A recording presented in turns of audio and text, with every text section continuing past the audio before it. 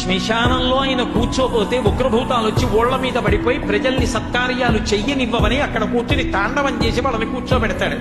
పార్వతీదేవి అడిగింది మహాభారతం అనుశాసనిక పర్వంలో, శుభ్రమైన కైలాసం ఉండగా, ఇంత ఐశ్వర్యం ఉండగా, చింతామణి గృహం ఉండగా శ్మశానంలో ఎందుకుంటున్నారని అడిగింది. అడిగితే ఆయన చెప్పాడు, పార్వతి బతికున్న నాళ్ళు అన్ని చోట్లకి వెడతారు, ఏమీ తోచట్లేదు, శ్మశానానికి వెళ్ళొద్దామని ఎవరు రారు పార్వతి.